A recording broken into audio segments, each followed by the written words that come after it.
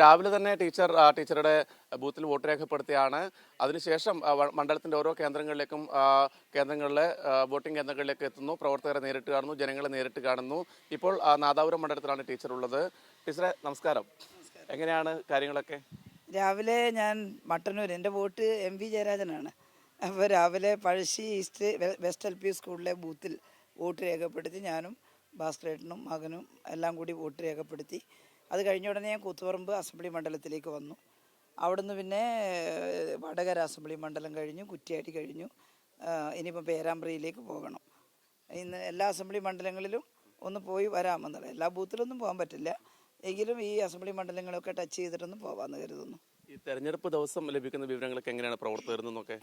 വളരെ സന്തോഷത്തിലാണ് എല്ലാവരും. ഞാൻ പോയ ബൂത്തുകളിലൊക്കെ എല്ലാവരും വലിയ ആത്മവിശ്വാസത്തിലാണ്. ഇവർ പറഞ്ഞു നമുക്ക് വളരെ അനുകൂലമായിട്ടാണ് കാര്യങ്ങൾ വരുന്നത്, അതുകൊണ്ട് ജനങ്ങളെല്ലാം വന്ന് വോട്ട് ചെയ്യുന്നുണ്ട്. അപ്പോൾ സ്വാഭാവികമായിട്ടും വളരെ പോസിറ്റീവായിട്ടാണ്.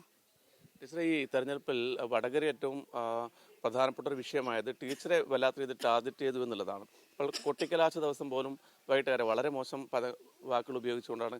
അതൊക്കെ ഇവിടുത്തെ വോട്ടർമാർ എങ്ങനെയാണ് സ്വാധീനിക്കുക? അതെ, ആളുകൾ ഇതെല്ലാം കാണുന്നുണ്ടാവുമെന്നാണ് ഞാൻ വിചാരിക്കുന്നത്. കേട്ടാൽ അറക്കുന്ന ഭാഷയിൽ. ഞാൻ ഇവിടെ എത്രയോ കാലമായിട്ട് രാഷ്ട്രീയ പ്രവർത്തനം നടത്തുന്ന ഒരാളല്ലേ. വെറും ഒരു സ്ഥാനാർത്ഥി മാത്രമല്ല, ഒരു ഉത്തരവാദപ്പെട്ട പാർട്ടിയുടെ കേന്ദ്ര കമ്മിറ്റി അംഗമായിട്ടാണ്. ഞാനാണെങ്കിൽ എതിർകക്ഷികളായാലും അവരുടെ നേതാക്കന്മാരായാലും പ്രവർത്തകരായാലും ആരോടും അത്തരത്തിലുള്ള ഒരു രൂക്ഷമായിട്ട് പെരുമാറിയിട്ടില്ല ഇന്ന് വരെ. ഞാൻ കാണുന്നത് പൊളിറ്റിക്കലായിട്ട് നേരിടണം, അല്ലാണ്ട് വ്യക്തിപരമായിട്ട് നമ്മൾ ഓരോരുത്തരെയും ബഹുമാനിക്കണം എന്നുള്ളതാണ്. അതുകൊണ്ട് ആ ബഹുമാനത്തോടെ മാത്രമേ ഞാൻ എതിർ പാർട്ടികളോടും അവരുടെ നേതാക്കന്മാരോടൊക്കെ ഇന്ന് വരെ പെരുമാറിയിട്ടുള്ളൂ. അപ്പോൾ ഇത്ര ഒരു മോശമായ രീതിയിലുള്ള പെരുമാറ്റം UDFൻ്റെ ഭാഗത്ത് നിന്ന് ഉണ്ടാകുമെന്ന് ഞാൻ കണ്ടിട്ടില്ല. UDFിൽ എല്ലാവരും ഒന്നും ഞാൻ പറയില്ല.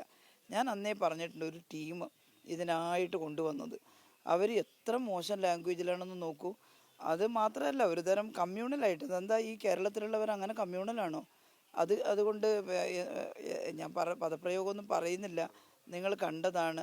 വളരെ മോശമായിട്ട് ഒരു കാഫിർ എന്നൊക്കെ വിളിച്ചിട്ടുള്ള, കാഫിർന്ന് മാത്രമല്ല എൻ്റെ അപ്പുറം ഒരു സ്ത്രീ പ്രയോഗം കേരളത്തിൽ ഒരിക്കലും സങ്കല്പിക്കാൻ പറ്റാത്ത രീതിയിൽ അവർ പോസ്റ്റ് ചെയ്യുന്നു, അവർ മുദ്രാവാക്യം വിളിക്കുന്നു.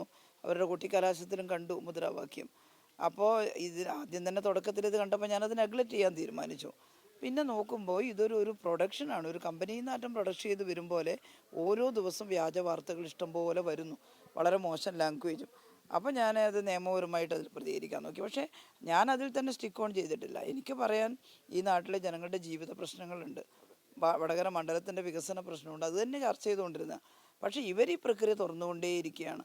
ഒരു കണക്കിന് നന്നായി ഇവരുടെ കുട്ടിക്കലാശത്തെല്ലാം വിളിച്ചത് ജനം കേട്ടിട്ടുണ്ടല്ലോ. അപ്പോൾ കോൺഗ്രസ്സുകാരുടെ അകത്തെന്താ നേരാവണ്ണം മനസ്സിലാക്കുന്ന ആളുകളില്ലേ, അവരെല്ലാവരും എന്താ മോശക്കാരൻ. ഇനി ലീഗിൽ തന്നെ ഒരു ചെറിയൊരു വിഭാഗമാണ് ഇങ്ങനെ. ബാക്കിയുള്ളവർക്ക് ഇത് കേട്ടാൽ ഇത് മോശമായിപ്പോയി എന്ന് തോന്നാത്തവരുണ്ടാവുമോ? അപ്പോൾ അവരെല്ലാം ചിന്തിക്കട്ടെ, ജനങ്ങൾ ചിന്തിക്കട്ടെ. വടകര ഇത്തവണ തിരിച്ചു പിടിക്കും ഉറപ്പായിട്ടും. വടകര നല്ല ഭൂരിപക്ഷത്തിൽ LDF ജയിക്കും. എല്ലാ ആശംസകളും.